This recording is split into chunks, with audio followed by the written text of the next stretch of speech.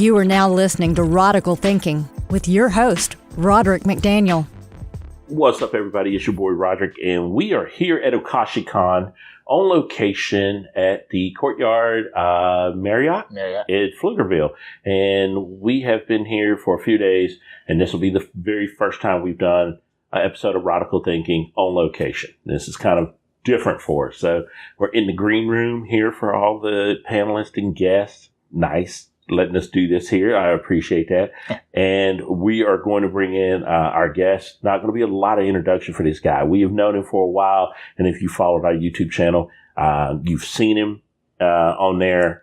Anime Austin, wasn't it? Yeah. It was Anime Austin. Our first, you were one of our first people we interviewed that year. And it was just really the start of a great friendship that has lasted through the year. And we always seem to kind of see each other at cons. We kind of become con family. Yeah. And it's just really been a interesting year because we've watched your development, you've watched our development, and we've all had our ups and our downs and our highs and our lows. Right. And you start to, you celebrate the wins like family, and you take the losses like family. Right. And this one is a bittersweet one because we started at Anime Austin, and that's going to be next week. Yeah. The last week of July. Yeah. 1 year anniversary of our con team. Right. And you make the announcement a few days before we get here to Okashicon that you're going to kill Pixcelation. Well, that's not how I would put it, but yeah, that's... Okay, how would you put it? Well, the word kill is kind of harsh. It's gonna... okay, so you know how Sony made the PS Vita Legacy console? That's basically what I'm doing with Pixcelation. I'm just not going to support it anymore. It's outdated software, you know? It's outdated software. We're not releasing any new releases to this Pixcelation. Yeah, it's going to be... I'm going to keep the channel up because, you know, knowing certain people, if I won't name names, but knowing certain people, if I deleted the channel, there's somebody might try to create Pixcelation 2 or something, and I don't want that. So, did I tell you about that? Yeah, I want to talk about that because this was a weird thing. So we knew you made the announcement coming up to it that, hey, I'm going to stop this. Yeah. Pixcelation is done. Yeah. Now you, for the last year, have been a guest. Yeah. We were going as press. Yeah. You were actually on the bill. Yeah. And they were bringing you in as a guest to come here, and you were getting, the red carpet treatment for a lot of stuff. Yeah. And it was just kind of a strange thing that I kind of got used to you as a guest. Yeah. And you doing panels. Yeah. And then we kind of been talking about the creative process and what was going on. Yeah. And then you tell me this crazy story where somebody basically tried to I want your channel. Yeah. So basically, to summarize it, long story short, I announced that I'm going to quit, and this guy is again, I'm not going to name names because I really don't want to to shame the dude. I mean, at the end of the day, I'm still a nice. I like to pretend I'm a nice guy. I don't know. Yeah. But I can believe that I'm not going to be a petty asshole, even though I kind of am. But the point is I announced that I'm going to quit, and I explain why, and and I appreciate the support from this dude, but that's basically one day, he's like, hey, can I have your channel? I'm like, no, of course you can't have my channel. That's if Markiplier were to quit right now, would you ask him to have his channel? No, you can't have my channel. So I don't hear anything else from him for a while. And then, a couple days later, I hear another, can I make Pixcelation 2, the next generation or something? And I'm like, dude, you need to stop asking me that. I want to be nice, but if you keep asking me that, I'm not going to lose my patience, Mm-hmm. And, and then I didn't hear anything else for a while. And I just told him, I was like, if you want to make content. I encourage it. But don't don't aspire to be, I'm about to quit. Don't aspire to be me. It sounds kind of negative, but that's what I'm trying to say. I'm about to quit. Don't pretend like you want to be me who is trying to quit, Mm-hmm. I know the brand is cool, but it's my brand. I'm not going to let anyone else have that. So I didn't hear anything else for a while. Then one day I'm at work and I have Discord notifications on my phone. All of a sudden I see that Pixcelation responded to a message on my Discord server, and I'm like, I haven't typed nothing on my Discord server for quite a while. So I check it, and then I'm like, who was pretending to be me? Somebody took my name, they took the Pixcelation name, they took the Pixcelation profile picture, and started responding to people. Well, he only responded to one person, but still, a friend of mine, like a real life friend of mine in the server, responded to him asking about when he should be here this weekend. And I'm like, I can curse on here, right? Yeah. I thought so. I wanted to be clear before. I was like, who the fuck is impersonating me? I look on the offline list, and I'm like, well, there's only one person missing. And then I'm like, I confronted him about it, and he was like, how'd you know? And I'm like, you're the only person missing from the offline list. You think it's that hard for me to figure it out? You have like 30 people in the server. Like, it's not that hard to figure out, dude. And you're the only person who'd want to impersonate me. So at first I drop it. I'm like, okay, you know what? As long as he changes his name back and I'll pretend like it didn't happen. But I thought about it and I was like, this is kind of creepy. I'm gonna block the shit out of this guy. So I blocked him, banned him from the server, and he gets me on Instagram. He's like, hey man, why'd you block me? I feel betrayed. And I'm like, you feel betrayed.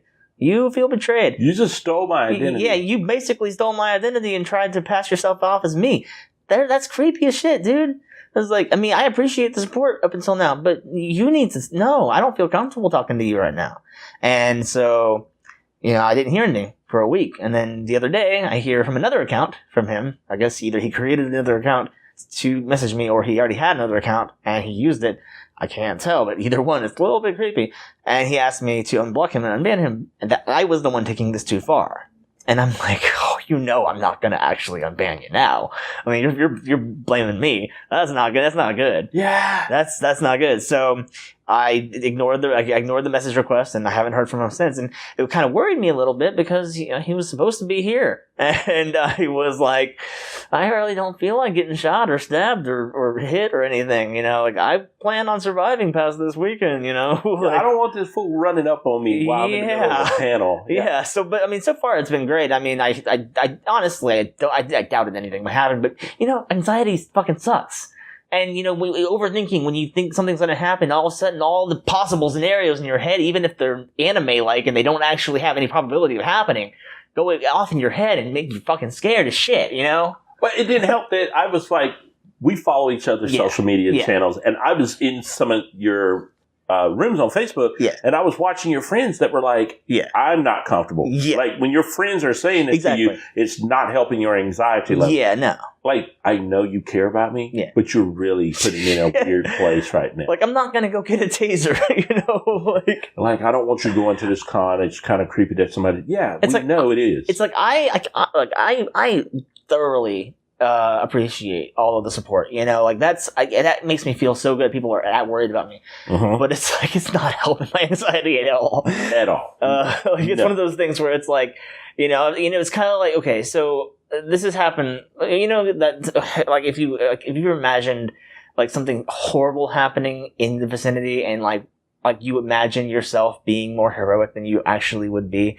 Like if like when I was in high school, like I imagined like being able to take the initiative and beat the shit out of those bullies, and like it was on my head. I couldn't actually do the things that I was doing in my head, but it was like, or like if you hear about like a shooting on the news or something like that, and you imagine if you were in the scenario how you would be the one guy to take out the shooter, you wouldn't really. You'd be shitting your pants under the desk, But like you think you're more heroic in your head than you actually are, and that was the same thing. It's like in my head, I was sitting here thinking like, what would I do if that was actually a thing that would happen?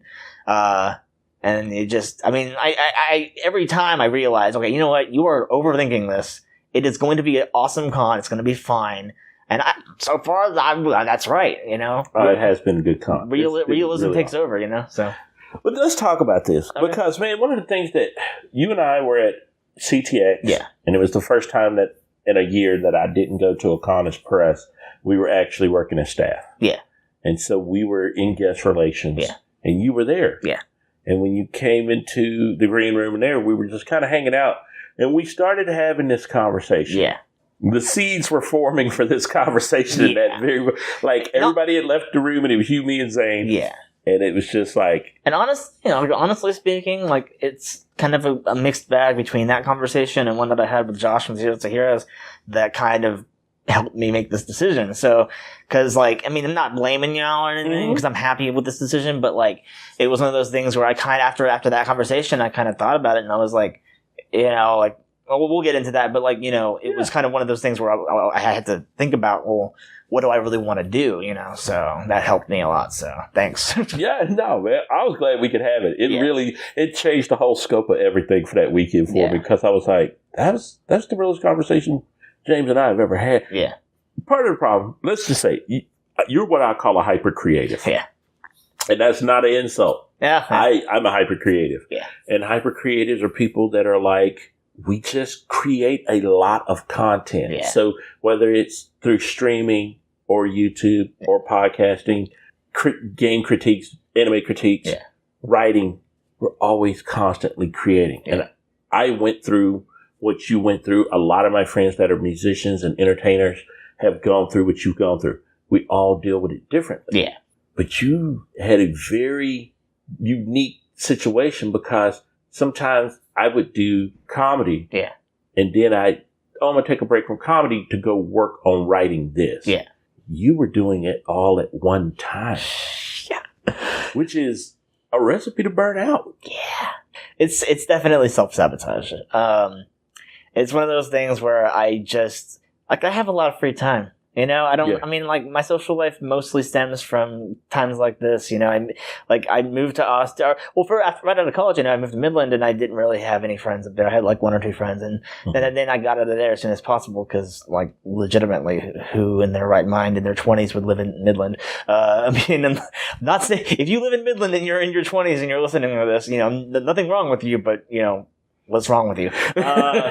But so as soon as I got a chance, you know, like, I moved to Austin, and I had to kind of start over, even though it wasn't that bad of a setback. It was still, I had to start over. And, you know, I still don't have that big of a social life, mostly because of my job. Mm-hmm. But, you know, the times when I'm home, I'm resting. And so when I'm resting, I'm always overthinking everything, and you know, and that's not always a bad thing. Sometimes overthinking is good, especially when you're writing a book or when you're writing anything, you know, but it's like, it's exhausting as hell. So yeah, but it's like, it's one of those things where I've had so much free time that, like, you know, while most people are forming families and stuff, I'm creating fictional families.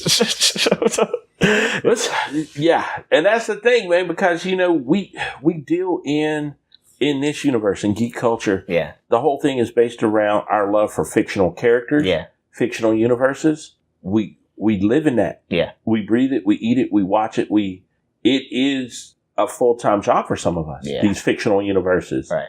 And then at one time you were streaming your Let's Play with James. Yeah. You were then going out and doing your anime reviews. Yeah. You were doing, I know that you were doing, you were building like panels for cons. Yeah. And then it was just like, oh my gosh, when does this guy turn off? And there was still the Intermine Legacy was going on. I hate to interrupt, but I do want to ask, like, do you think that this would benefit to hear the actual full Pixcelation story? I want to hear it. Because I think it actually is a good segue to the whole hyper creativity thing.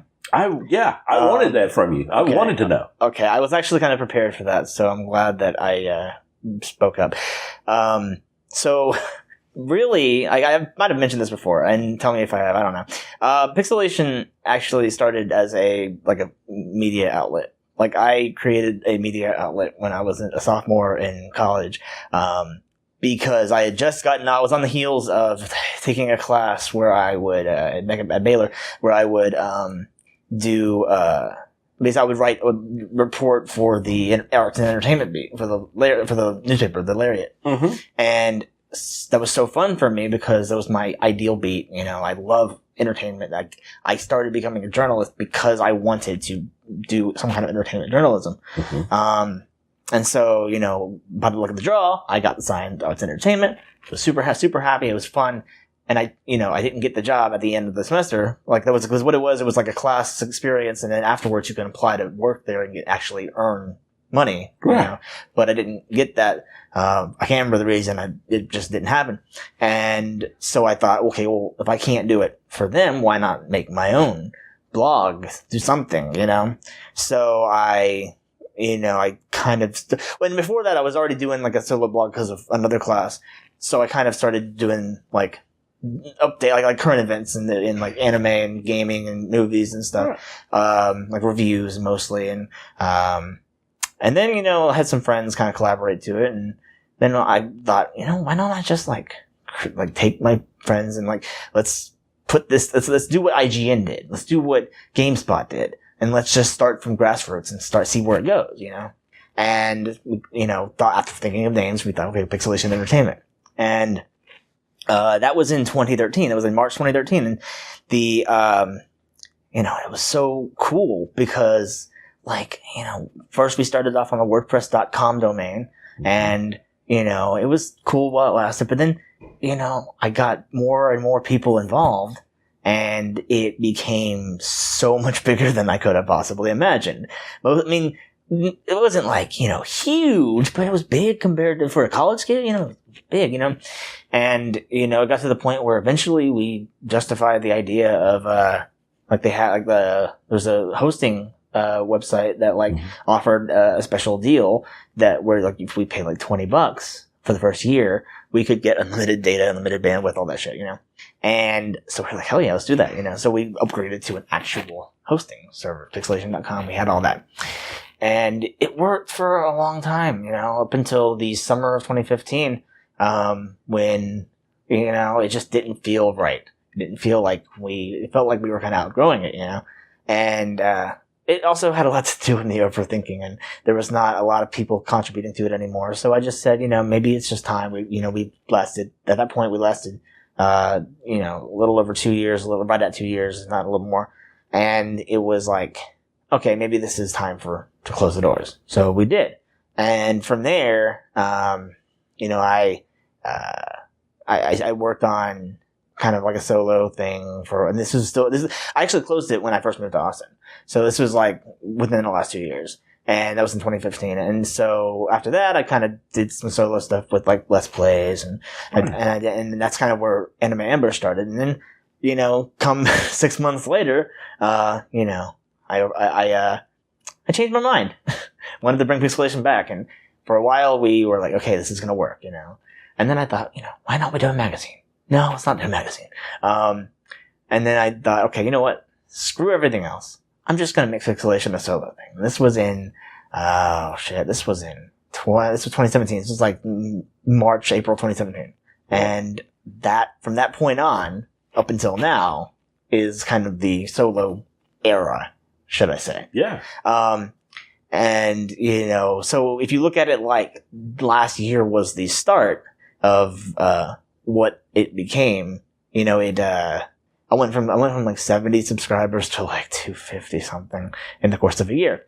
And it was kind of crazy, especially since it was as a group, we only got 70 subscribers, and then I repurposed it, and all of a sudden, boom, things started happening. These numbers started showing up. Yeah. What's happening here? And 2017, from that point on, 2017 was the best year of it. For a long time, it was the best year because, honestly speaking, I lost my dad in 2014. And from there, it was there was, I'm sure if anybody out there can relate, there's something that is missing at that point, Oh yeah. Like something in you that is missing, and my confidence went way down, my enthusiasm went way down, I had to kind of figure out what, it was one of those things where I just had to figure out what life was like, and it was hard. And, up until that year, from that point on, things just were never the same. And, so that's right around the time also that we can probably get to this later, but right around the time when I decided to rewrite the Intermine Legacy, because it was, my dad was my biggest fan. So I had to kind of reconcile that and figure out what do I do with it now? And so, where are we in the timeline here? I'm trying to think of the timeline here. It's the Marvel Universe timeline here. We're trying to figure out where we are. So yeah. So in 2017, went to Anime Matsuri, and, at that point I was kind of thinking, what can I do? I want to do something, but what do I do with it? Or what do I do with, what do I do on YouTube? Cause I really wanted to get in that space.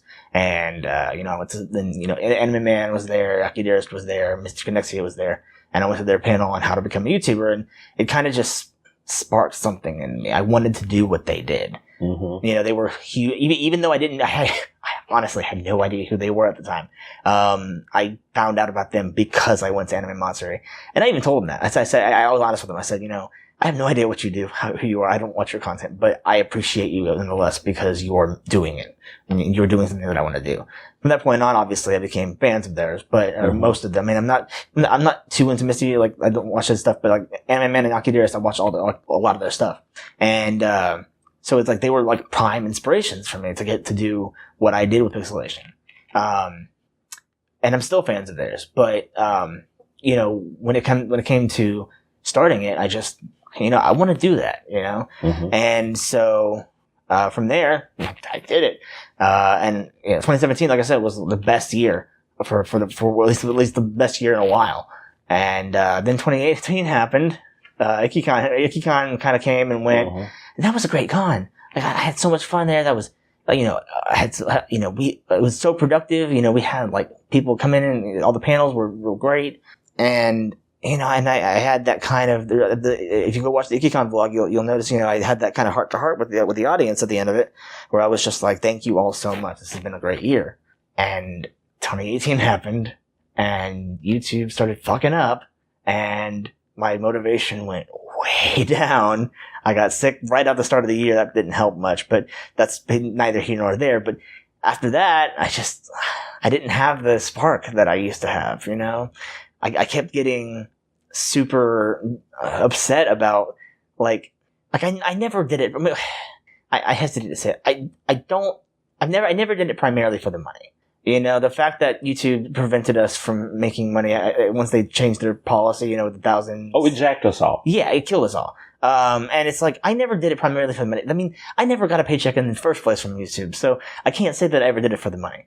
I mean, that is a motivation. I'm not gonna lie. But, because you see a lot of people that were making the money. Yeah. But I think a lot of us, when we started it, we weren't making checks. We didn't have followings. Yeah. We were doing it because we had this true love for this art form, and we wanted to do something to share this love with other people. And maybe maybe 3 cents in the entire time that I was doing YouTube, you know? So I mean, sure, if I was making a paycheck, it'd be nice, but you know, I can't say that I was honestly doing it for the money. I think my biggest thing was just that YouTube was saying, you know, hey, they kept saying, oh, we're doing this to prevent more Logan Pauls from happening, but Logan Paul wasn't hurt by that. You know, he wasn't. The only people who were hurt by their policy was all of us. And so no matter how much they try to justify it, Logan Paul didn't get hurt. He actually gained subscribers from his bullshit. So I don't want to get into that, but you know, it was one of those things where like I would see all these things that YouTube was doing, and it kind of got me curious. Like what the fuck is the point of doing YouTube if, you know, the platform doesn't want us? And I'm starting to not really want to do it anymore because I'll sit on my ass on a day off and I have choices. Do I want to sit on my ass and play Fortnite, or do I want to go in there and record an episode of Anime Ambush? And honestly speaking, I just wanted to play Fortnite. Like, it was one of those things where it's like, I don't want to get off I don't want to do this. Like, I want to do it, but I don't want to do it. You know, and eventually, and then, you know, then we're caught up to the present where at CTX, you know, we had that conversation. But before that, I just kind of, I don't know, like, and I told Josh and Chandler this, but like, I don't blame them at all for this. Like, this is not their fault. But what kind of got me thinking about this was I was watching their Cards Against Humanity panel, and I was just like, you know, they know how to handle a crowd. They're kick ass at what they do. Like, I was, you know, always kind of like, you know, I always knew that they knew what they were doing, but I didn't really grasp that they truly knew what they were doing until I saw that. And it got me thinking, you know, like they are able to balance it. And maybe it's because they have more than one person doing it, and that's possible. You know, the one person doing everything is very rare that they can actually make it work. Mm-hmm. And, you know, y'all have the team, and it's not just one person doing it. You know, for me, it was just me. You know, it was so much on my brain. And so it got me thinking, maybe, you know, like, I like to believe everybody can do anything. You know, like, because otherwise, you know, it would be a very unfair world. And it is a very unfair world, but I choose to believe that if you want to do something, that there's good chance you can do it with enough work, that you can do it. Right. And whether or not that's real or not, I don't care. That's what I believe. And so, but that being said, it kind of got me thinking, maybe I'm just not meant to do this. Maybe this is just, like the fact that I can't be bothered to make new content. And when I do, I don't like what I make. Like when I write something, I didn't really like what I make. It was kind of, I didn't like what I was writing. It didn't feel like real. It felt obligated. And so, after CTX, I thought about it and I was like, you know what? Like, I think I'm just going to finish off the cons that I have for the year and I'm just going to, close it up and just let the brand die. Because as cool as a brand it is, I tried to revive it once and it didn't. Now it's being killed again. And I just feel like it's just toxic. It's like I would sit there and think about this for days and think about how, oh my God, I really, really don't like YouTube. I would bitch about it. So I'm sure Jasmine and Desmond, Jasmine and Des, I'm pretty sure they got so tired of me bitching about YouTube, like on Facebook. We watch you deconstruct. Yeah. It was a weird experience because Zeros to Heroes and the Next Crew and Team Life, we're all this family in Pixcelation, and we knew each other. Yeah. And then it was like, we're all affected by this. Yeah. But we were watching you on the other end of this, and it was just like, he's out there. Yeah.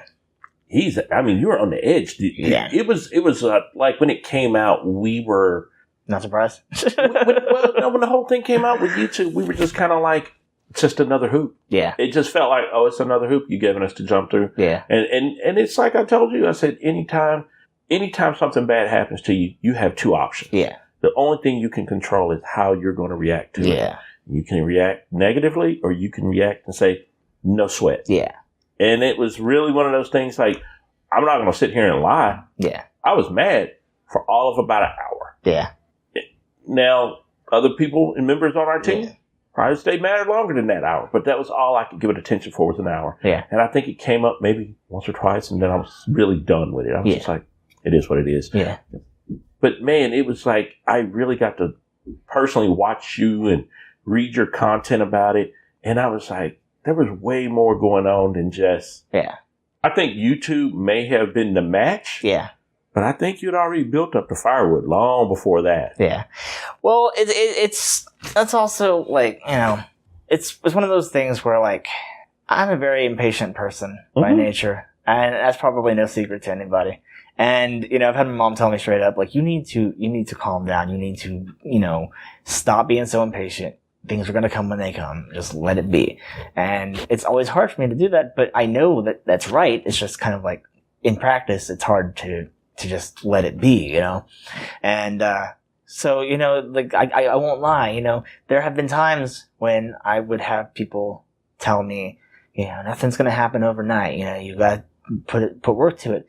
But I never expected it to happen overnight. I've been on the internet doing this and that for 10 fucking years, like it's one of those things where like, I haven't been doing Pixcelation for 10 years, but I've been on the internet doing stuff, various things, testing things out, doing concepts and stuff like that for years. Mm-hmm. And it's just like time after time, what I do doesn't seem to work. So it gets frustrating and I end up believing that maybe my stuff is just shit, like it feels like the world's telling me, hey, you're not meant to be a creative person, or even though that sounds silly, but you're not meant to be a professional creative.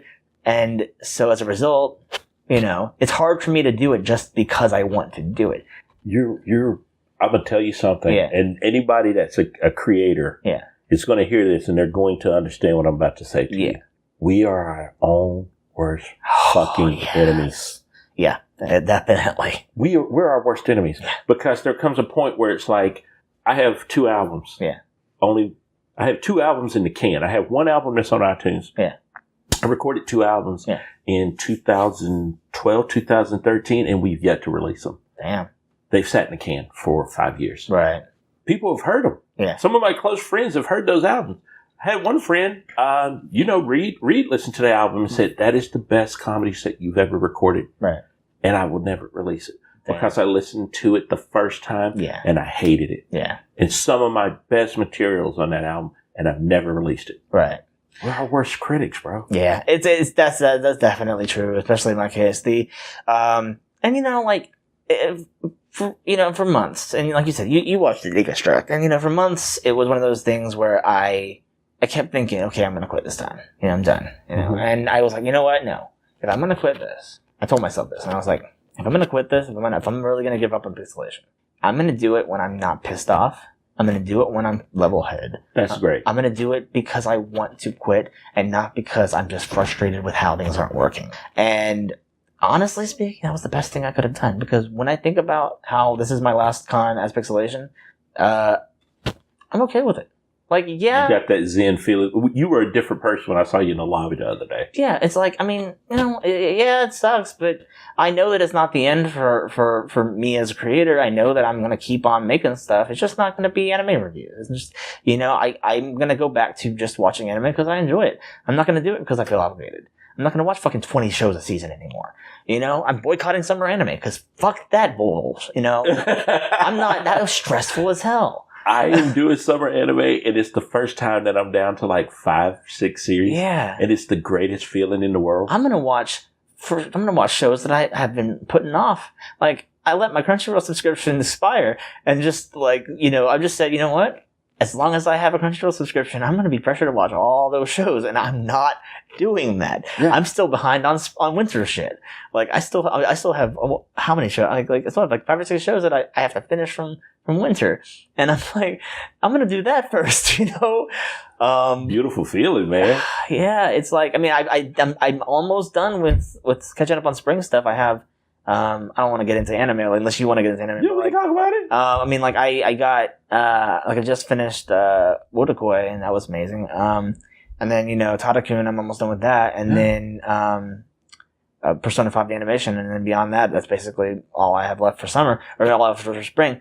But yeah, when it comes down to it, I feel like with like I was telling people in the downstairs in the con, I was like, the one thing, like, despite everything that I've said today, despite everything that I'm doing for Pixcelation, like I said, I'm okay with it. It's one of those things where I know that this, I'm not going to quit doing panels. I'm still doing panels. I'm still going to do panels. That's the one thing out of this whole process that I love. I can honestly look you in the face and say that I love doing panels.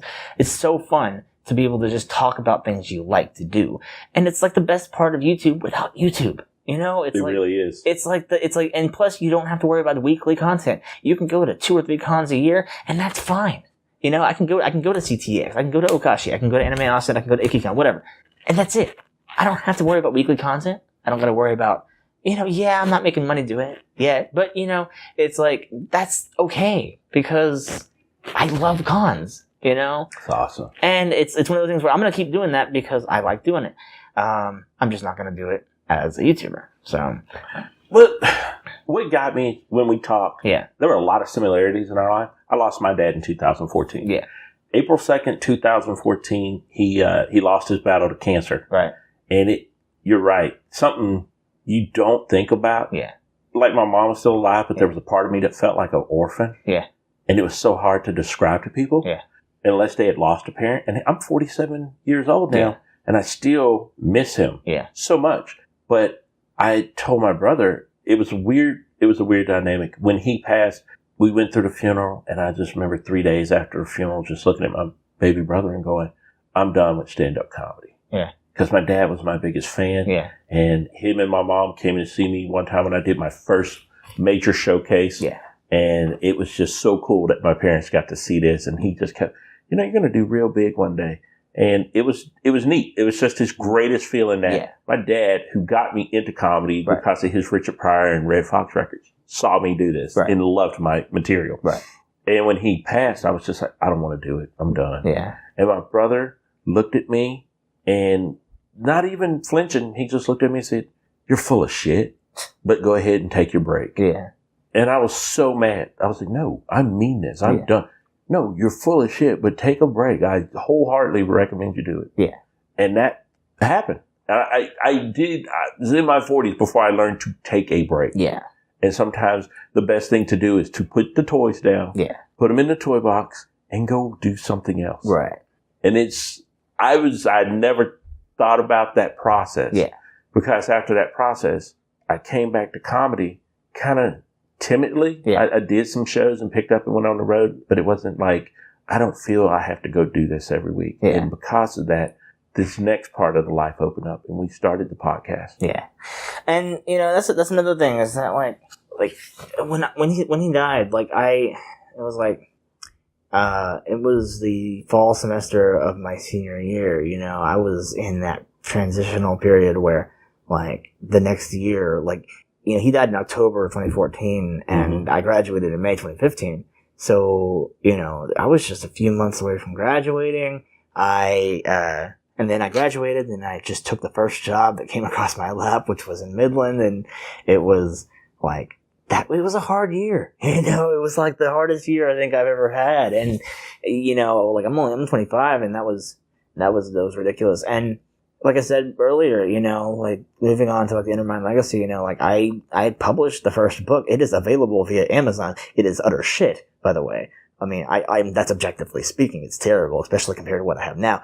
But because I have definitely improved on it, but I published it prematurely. But you know, like that was at that point because he was the one who legitimately bought all of the copies that I sold. Like he bought like 10 copies and gave them to his friends. And so it was one of those things where like when he was gone, it was like, okay, what do I do now? You know, like, do I keep going or do I stop or what, you know?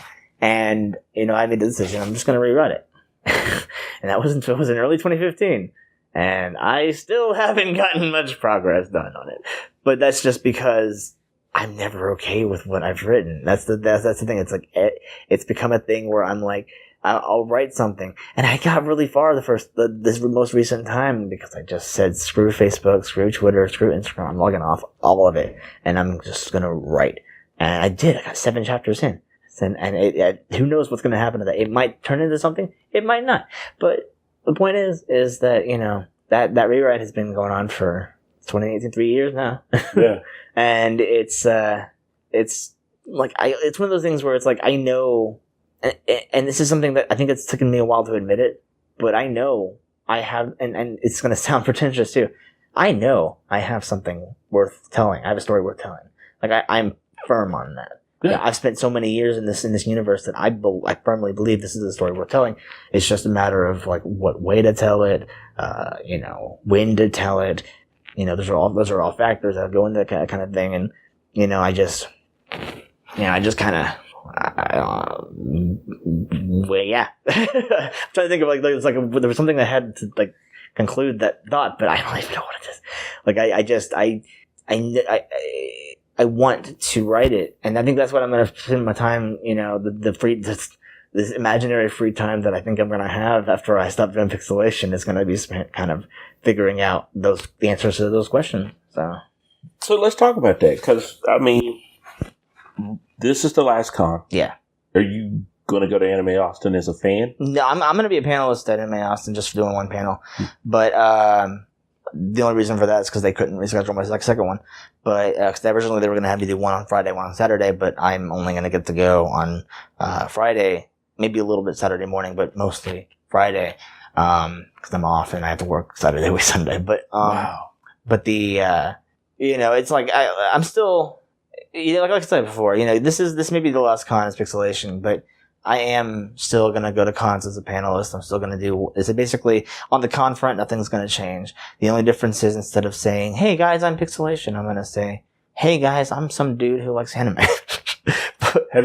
Did you call yourself Pixcelation at this one? Or did you go by James Hurd? I went Pixcelation this one. Because you did? This was like, I looked at it like, well, actually, I don't think I've ever actually introduced myself on my panel so far. I just kind of go and I'm like, okay, guys, this is what we're talking about. You know, so it's like, you know, it's one of those things where like, I just don't want anyone, like, somebody subscribed to me today and I was like, I don't want you to subscribe to me anymore. I'm not a YouTuber anymore. You know, it's like, but it's weird to say that, but I'm like, I hope you're not expecting anything. That's awesome. But you know, this is so weird. Did you find yourself nostalgic? A little bit.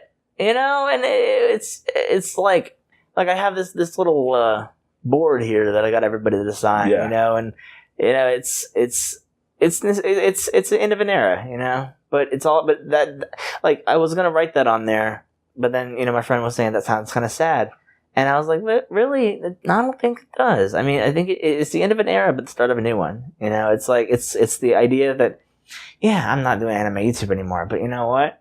Like, I'm still here. I'm still doing shit. You know, and that's not, as far as I'm aware, that's not gonna change. So, you know, it's like I just need to get myself together, and I think the best way to do that is you weren't the only one. Like, when you at CTX, when you told me that when you asked me if I think, I don't know if you asked me or told me, either way, you mentioned that I was spreading myself too thin. Mm-hmm. You were not the first person who's told me that.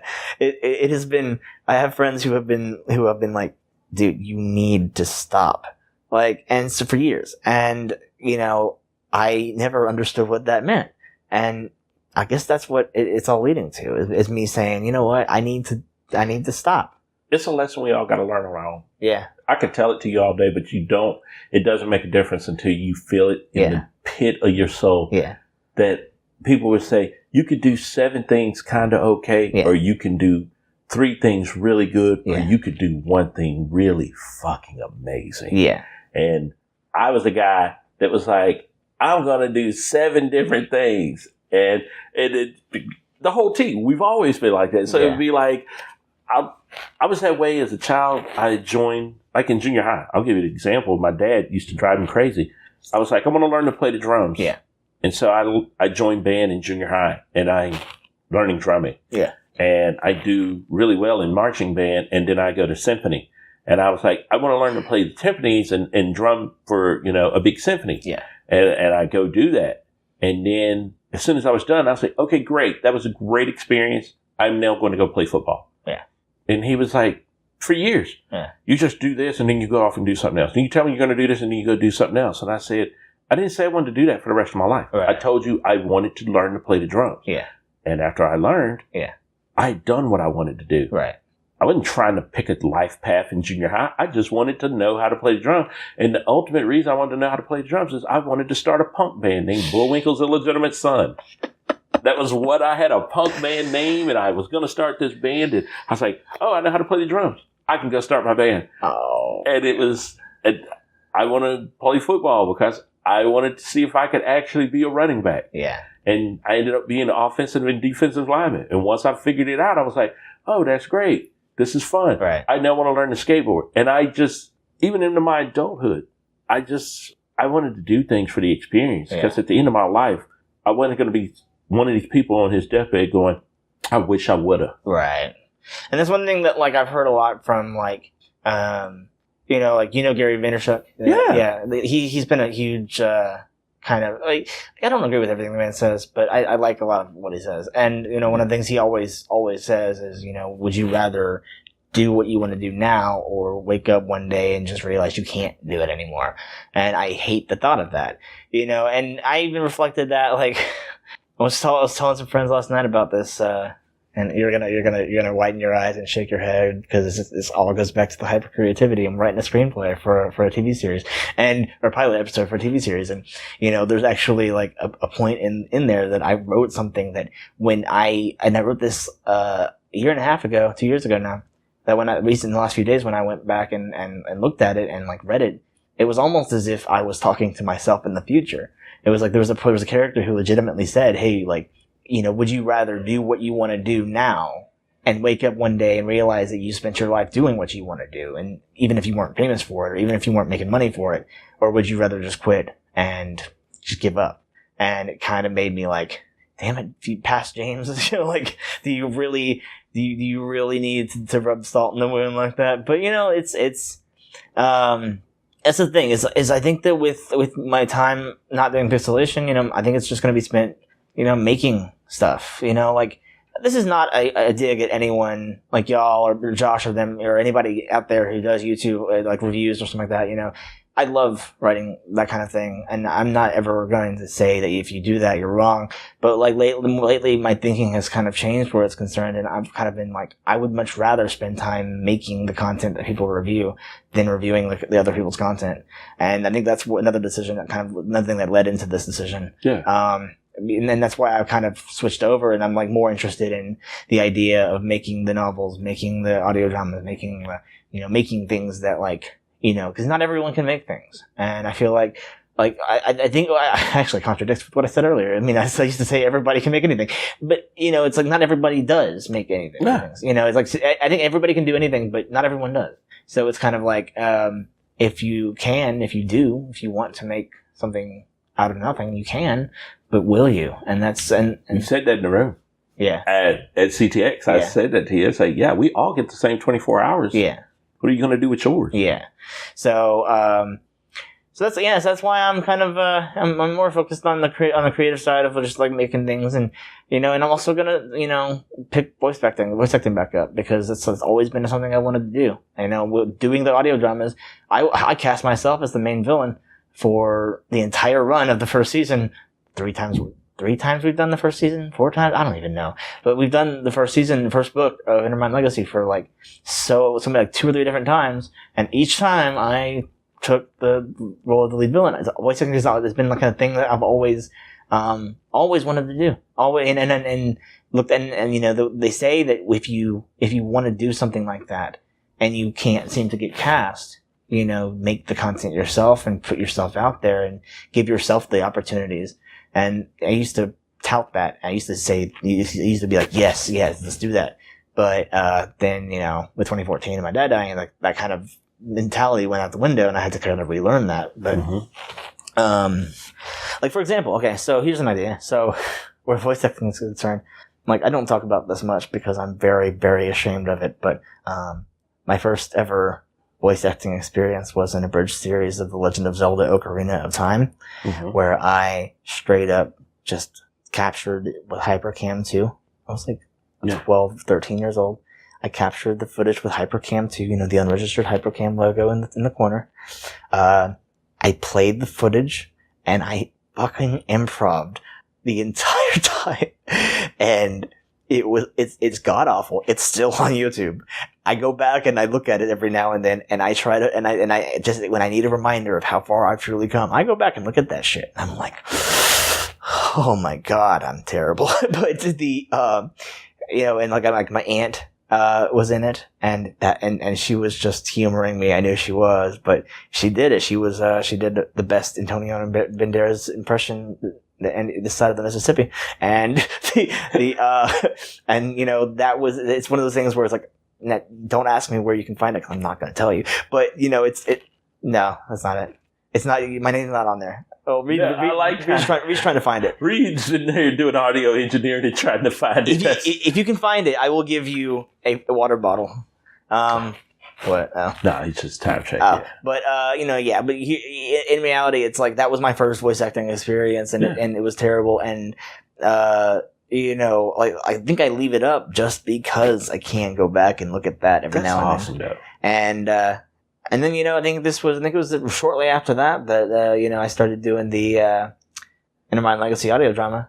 And because I got inspired by like Voice Acting Alliance, I saw like audio dramas on there, and I was like, wow, I didn't realize this was a way you could tell a story. And I was like, maybe there's something in this, and so I started doing that. And I've done that like 3 times. And if I somehow decide to do it another 4th time, then sure half the cast won't want to come back, because they're probably sick and tired of playing the same story over and over again. I've already put in I shot my shot. I told you I want in. Yeah. I want a part. Don't care what I have to do. But see, another cool thing, and this is related, but not exactly in the same scope, I don't think. Like another cool thing about, I used to be like, I used to feel this way. The way I feel about YouTube now is how I used to feel about voice acting back in 2015. That's why I took a break. I told myself I'm not going to do voice acting at least for a while. I was going to say I was going to take a year off. I'm just feeling really bitter about it. I'm not going to do it. And that was a 2-year break, because it's been a little over 2 years now since, right at 2 years now since I made that decision. And, but like the coolest thing, and that's how I think I'm ready to get back into it, is that where I used to be bitter about my friends who were in the original the original incarnation of the Intermine Legacy, are now in the industry, like doing kick-ass shit. Like, and I used to be super bitter about it, like saying, like, why can't I do that? Why are they doing it and why can't I? But like now I'm just like, dude, I'm so fucking proud of these people. You know, like I want to get there, sure. But I am so proud of some of my friends who are in the industry who are making it for themselves. Right. And it's like, I hope that one day I can stand alongside them. But you know what? Until then, I'm just going to fucking try. I'll just keep trying. Like, for example, I think I mentioned this at CTX, but just those of you who are listening, Jalen Cassell, I don't know if he's exactly everyone knows him yet, but he was one of the kind of the morally gray antagonists of the series back in the day. Very, very stoic, very deep voice, very threatening, very maniacal, villainous kind of character. He was in Persona 5. He's in Persona 5. I believe he's the writer of the JoJo's Bizarre Adventure dub. Doing awesome shit up in Bingzuma, LA.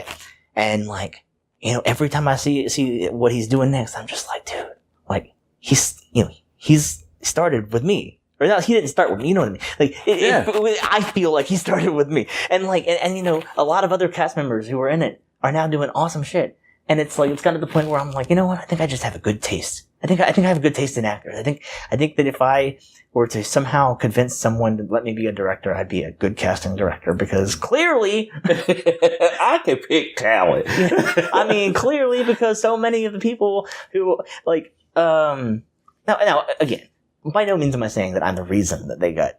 Oh no, but it's nice to be able. You were there to start. It's nice. It's nice to be able to work with them before they got famous. You know, there's a certain pride in convincing someone to work for you for free. Like, yes, it is. Like for example, the most recent incarnation, the one that took place in 2016, I think. One of the main characters is played by Megami33, who is a Korean Sudberg, who is a prominent member of Team 4-Star, and she is also the person behind Sailor Moon Bridge, like and so the fact that I got her and she, I had to convince her a little bit. But the point is that she actually was like, yeah, I'll do it, sure. And I was like, heaven be praised, you know, like that was a big achievement. I was like, nobody wants to be this character. And then she kind of popped out. She was like, hey, I'll do it. I'm like, that's so cool, you know? Well, you're working with, we just recently interviewed her and good friend of the show, Crystal Reese. Yeah. And you wrote a Citrus Abridged. Yeah. And it's recording as we're speaking. Yeah, it was a surprise for me. I was like, because at CTX, basically, this all started with CTX. Because whenever I was bitching to Josh about how I didn't know if I wanted to do this anymore, out of nowhere, I just said, you know what, I'm going to show him the script. And, you know, I showed him and our new friend Elijah, I showed them the script for it, and they were cracking up, and it kind of surprised me because I was like, I thought it was funny, but that's funny. I didn't think it was that funny, you know? And they kept pushing me. They were like, hey, when are we going to do this? When are we going to do this? At first we were like, let's just make all the cast guys. Cause you know Citrus, you know, it's Yuri, it's Yuri Trash. Very Yuri Trash. It's like, I'm Yuri Trash, but that's Yuri Trash. Yeah. And it's like and we were thinking, let's just make all the cast guys. Let's just for the tongue-in-cheek humor of it. And, at first that's what they were going to do. But then all of a sudden, here I see a GIF on Twitter with me tagged, saying that they're working on recording. And I'm like, oh no, at first the Twitter thing was like, you know, hey, guess what we're working on? And I was like, okay, so I guess he's going forward with it. And then, you know, here at Okashicon, all of a sudden she's like, oh yeah, I was in that. I'm like, word? Yeah, I got to introduce you to the main character voice actor. I was like, word? I mean, we talking past tense here? She's like, yeah. I was like, I texted Josh. I was like, so I hear you're, recording for this. I didn't know you were going forward with it. Oh yeah, it was so funny. I'm like, I mean, that's fine. I told you could do it, but like, you didn't tell me this. You gotta love that, though. Yeah, I was like, I'm kind of taken aback right now. Like, it's fine, but it's like... It blew me away, because she's like, hey, is that Pixcelation? Is he a part of Pixcelation? And I went, yeah, no. I said, James Hurd is Pixcelation. Right. And she was like, really? I said, yeah, that's him. Yeah. And you kind of came out of your panel and you hugged me in the hall, and I was talking to Crystal, and then you went out, and she was like, I just did his his citrus abridged. What you did? She went, yeah, I may. And I was like, get out. Oh my God. I can't wait to tell him that. And when you came back in, I was so excited to tell you. And I was like, I want you to meet this young lady. Yeah. She worked for you. Yeah. You have zero idea that she's working for you, or she's reading your script and bringing it to life. And I had a moment of happiness for you that I could not even describe at that moment. And that's the thing, is that, like, it's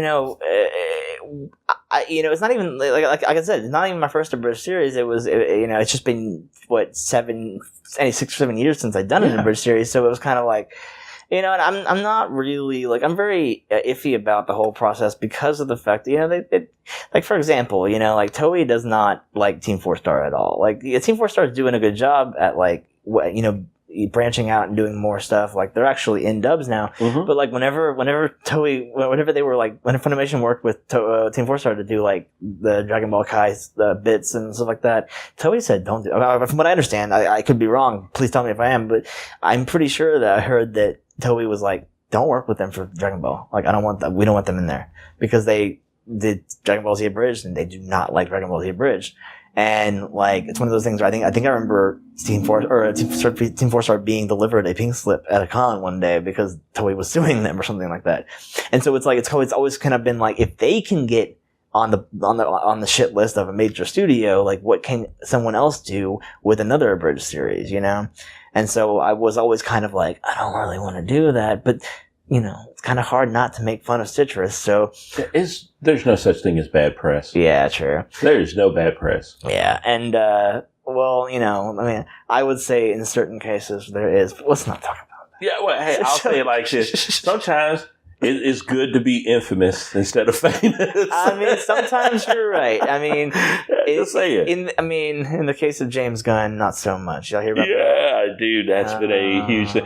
The memes are killing me where he's starting to kind of disappear like the end of Infinity War, and people are going, no, Mr. Disney, I don't feel so good. And that's the one that broke my heart. Oh, no. And yeah, we haven't even talked about it on Team Lift. We're just like, it's so moment fresh, it still hurts. Moment of silence for Mr. Gunn. Yeah, I mean, we've all been young and we've all said things that we regret when we get older. Definitely. I'm just lucky that there was no Twitter or Facebook to mark all the dumb things I said when I was in my 20s. Yeah. Well, like, it's kind of like, actually, it's something that took a lounge, I think, the group. Mm-hmm. I can't remember who posted it, but someone, I think, posted that video of the teenagers in cosplay at a con, like, going "Nyang" to everybody. Did you see that? Mm-mm. And it was like, it reminded me of my, like, early teens, and I'm like, oh God, burn it with fire. like being able to that's the good thing about growing up, is that, I'm able to like anime and video games without acting like a fucking tool. Yeah. And I'm so happy, because when I was young, I was a fucking tool. Oh, I was an asshole about music. Oh, I liked Depeche Mode before they had hits on the radio, and I liked The Cure when they did these songs, and it was like, that was my private, like, I don't want them to get big because then they lose their street credibility. And then I realized, you know what? You want your favorite bands to get big and other people to love them. Yeah.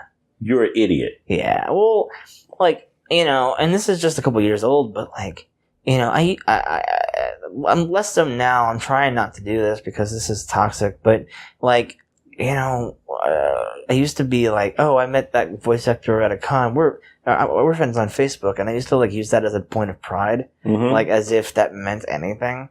And, it's like, when they probably would not even be able to pick me off the street. It's kind of like one of those things where I met him once at a con and added him on Facebook, and, I was like, oh, wow, that's cool. We're friends now. And it's like, that wasn't true.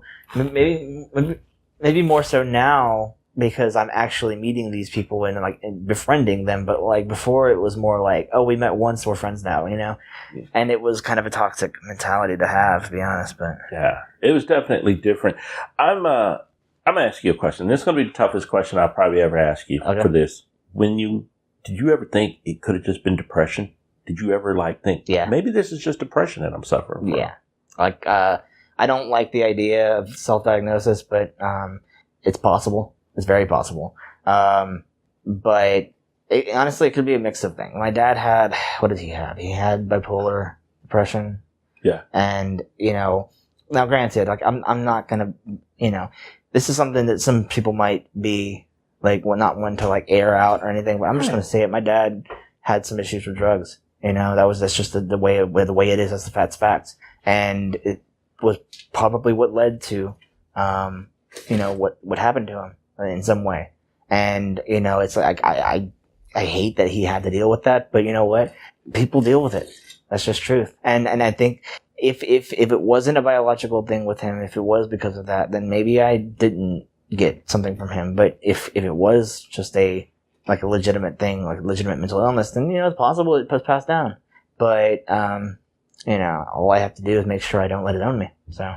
Because what was so weird about you when you were self-destructing really on social media, I was dealing with depression. Yeah. And I had been diagnosed, I served in the military. I was a combat action vet. Yeah. And so I went through a part in my life where it was like, I've been diagnosed with depression. Yeah. And it's like the weirdest diagnosis to get. Yeah. Because you're like, you think, oh my God, am I going to turn purple or people going to be able to look at me and know I have depression? Yeah. And it really was just like, some people had that reaction. For me, it was kind of this weird thing where it was like, I'm not crazy. Yeah.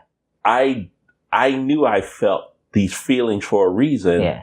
Thank you for justifying that I'm not crazy. And people tell me, just get better. Yeah. Just smile through it. No, I really was diagnosed with depression. And these feelings I was feeling were intense. And I always kind of wondered because when it was YouTube, and it was just, it seems like there's so much more to, YouTube is not setting this man off. There's a number of things that were setting you off. Yeah. Well, I mean, like I said, it's largely, I mean, YouTube, yes, wasn't the only reason. It's just a bundle of different things, but it's mostly just the idea that I think at its core, honestly speaking, I think it just comes down to the fact that I really convinced myself that I was special. Mm-hmm. And I realized that, I'm not special. I mean, I like myself. I like myself more than I did, a few years ago. Yeah.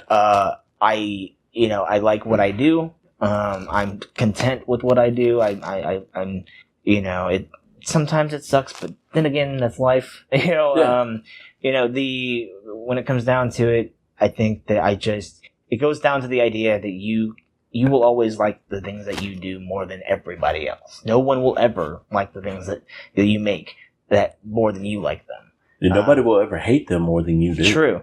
Like as much as I love the Intermine Legacy, okay, so for example, let's use that as an example. Right. The Intermine Legacy. I spend so much time in that universe, and God, it's so dark. And frankly, that could be a reason in and of itself, is the fact that I spend so much time in such a dark universe that it kind of bleeds over into reality, which that's my own fault there. But it might just be that I spend so much time in the universe that I enjoy it so much, and when other people don't like it or they don't see it as much as I do, they don't like it as much as I do. That's demoralizing. And, that's definitely, especially with Pixcelation, the same thing. Like, I would enjoy, like, for example, when I made my top 10, openings of spring, or winter, I thought that was a well put together video. It was. And it was only like 10 views. And it kind of was one of those things where it was like, where is everybody? And, why is it not reaching? I've thought through this. Yeah. I've put blood, sweat, tears, and some sleepless nights to this. Yeah. This is my baby. Yeah. Why don't you love my baby? Yeah. And the same thing goes for Comicpalooza, for example. Mm-hmm. Comicpalooza, I've got, for 2 years in a row, I had created a cosplay music video, because the big enough con that you're going to find a variety of different people in cosplay. And the first one got 900 something hits. Second one got 900 something hits. And I was like, wow, this is awesome. Okay. So this year I was like, okay, this is awesome. I'm going to, this is great. I just from my panels in the music video alone, I got 20 something subscribers just from that one con. And I was like, wow, okay, this might be it. This might be the chance I was looking for. And then I post a new video and it gets 9 hits. And I'm like, what the fuck? I'm just I was like, I thought this was it, and it was just kind of reality set in, and I was like, this is my normal.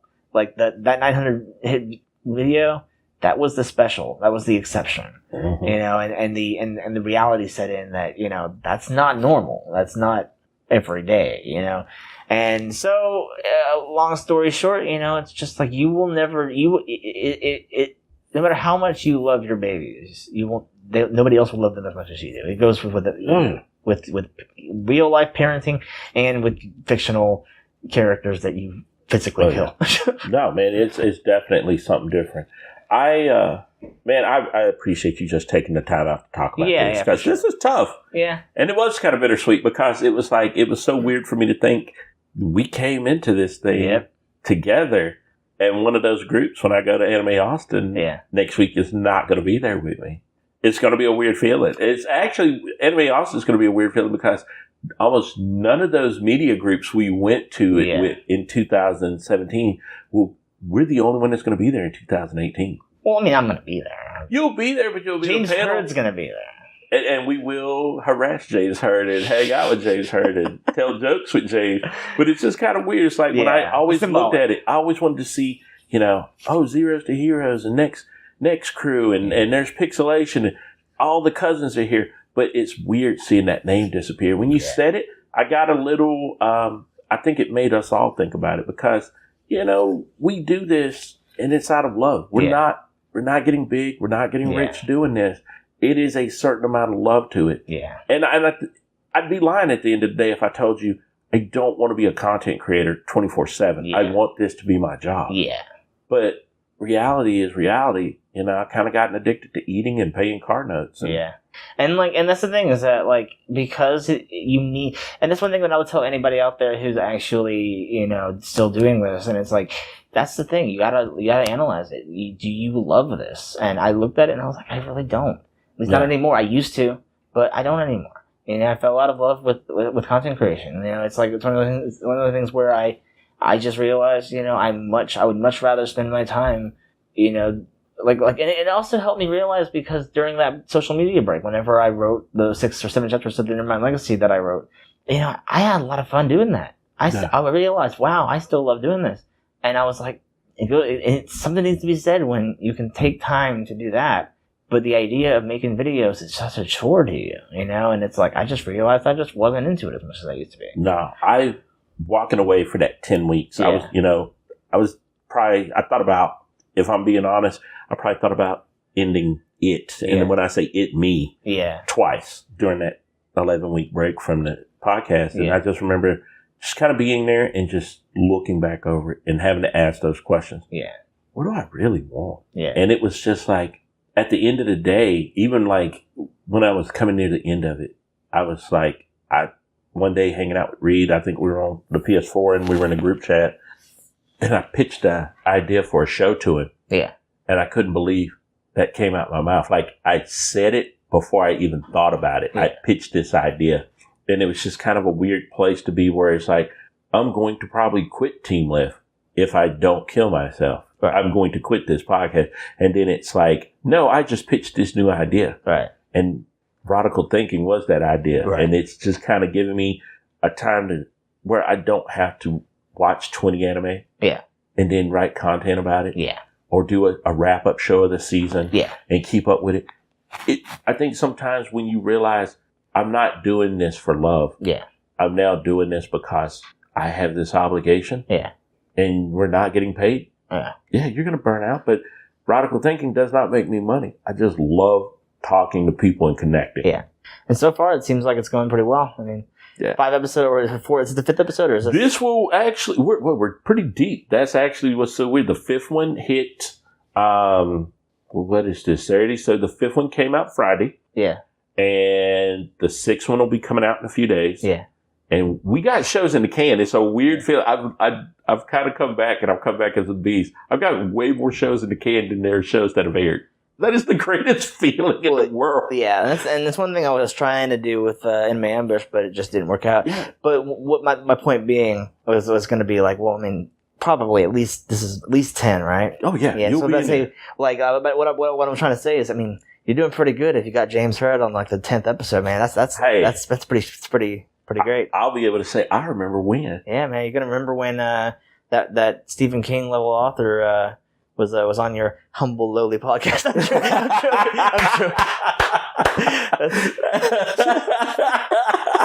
Oh my God! I wish that would have been video of Reed's face right now. It was amazing. That was awesome. Yeah, I'm messing with it. It's been a hell of a year, and I really has. I really enjoyed watching you, man. This year's been awesome. Yeah, and I know it's going to be. You seem so much more fun. Like we went to your panel last night, and it was the anime openings. Yeah, guess that anime opening. Yeah, and I had so much fun in there. But you were having fun. Yeah. It was a different... You may have been Pixcelation, but James Hurd was up at the front of that room. Yeah, and I think that's really the thing. Is like I said at the beginning, it feels like a weight's been lifted. It feels like you can see it. Like it's like I used to think that if I wasn't doing Pixcelation, it would suck. But suddenly now I realize, well, okay, now the sky's the limit. Like I put on the poster board. I had somebody. I wrote. I can't. I have terrible handwriting. I got somebody else to write it. But to the next chapter, it's the truth. I mean, because going forward, I'll be doing Studio Intermine and whatever that ends up turning out to be, whether it's audio dramas or games or visual content, whatever. I'm gonna start trying to flesh that out. Yeah. And it's gonna be interesting to see where it goes. I mean, I don't want to say anything quite yet because again, I don't enjoy it. I'm having to fight myself because one thing that I remember doing back when Intermine Studios was a thing before was I had this bad habit of announcing things way too early, and so I'm having to fight back against myself to I got to take things one step at a time. Yeah, otherwise it's going to end up the same way Pixcelation ended up, and I don't want that. So no, just relish the joy of I create with no deadlines and no pressure. There's a beauty and a joy to that. Yeah, I know we're going to have to wrap the show up, man. We've been here in the green room at Okashicon for a while, brother. I can never thank you enough for coming on. Yeah, for sure. And if anybody wanted to follow you right now on social media, where would they go? Right now I'm using my personal handle on Twitter, so at James D. Hurd. Otherwise for Studio Intermine, it's got its own Twitter. It's at Studio Intermine with an I. It's not Inter. It's Inter. And besides that, really just stay tuned to that because all the announcements will be through that. Yeah. As far as projects and what I'm doing next and everything will be through that. And other than that, we are. That's basically it. And Twitter, it's like I'm more active on there because I usually use Facebook for personal stuff, and then Twitter is more like my, hey guys, this is what I'm doing next, So no, man, because we've been trolling each other on Twitter quite heavy with the Go Team Lift and my personal one. Oh yeah. But Twitter was supposed to be personal, and it's now just hi, I'm the face of this crappy podcast. Right. You now know me because you see me everywhere. Right. But that's fun though, man. So what I'm gonna do. Take your time enjoying it. Yeah. Enjoy the whole creation process. Yeah. And then when you're ready, give me a call and let's come back and talk about this. Huh? Yeah, I mean, like I said earlier, my goal, my next really big goal is to, jump back into voice acting, see how it treats me. And, when it comes down to it, try to find, the reason why I started in the first place. That's something that I really want to do my demo reel, start doing that. And, cause like Aaron was saying, Aaron Roberts, he's a guest over here at Okashicon, he was saying in his panel, Texas is we're blessed to live in basically the world capital of anime dubbing. We got Funimation in Dallas, we got Sentai in Houston, we got Sound Cadence, you got Okratron. You got all these studios that do games and anime. And if you're a fan of that kind of thing and you want to do that, that's the perfect place to do it, other than, New York and LA. But, and so it's kind of like, especially take advantage of those opportunities, take advantage of the fact that I live here and just go for it. You're in Austin. You sit in the middle of Houston and Dallas. Yeah. It's the perfect location to go work if you want. Like I was telling somebody, I can't remember who I was telling, but I was telling somebody earlier today that I would be perfectly fine keeping the job that I have, and then on my days off, going up to Funimation, going up to Sentai, doing what I got to do, coming back here, keeping my job, keeping my revenue, keeping my security, my job security, my financial security, and also doing what I love. That would be awesome. Obviously that's a goal, and it's not something that's going to happen next week or anything. But it's something that I can fight for, fight towards. There you go, bro. And it helps that I have friends who are doing both. So it's like connections in the industry. Networking. That's what it's all about. It's all about. So. Man, brother, thank you so much for coming on the show. Thank you for doing this. Yeah, for sure. Man, we're about to get out of here, guys. It has been another episode of Rodical Thinking. We just want to thank you all for the emails and reaching out to us. We're going to have all the info on how you can contact us later. Also, we will make sure that if you see this video on the YouTube channel, we'll post all of James' information there. So you guys can follow him and join him on this journey as he reinvents himself and we actually get to know James Hurd. Yeah. Now, let's go get some alcohol. All right. You guys, peace.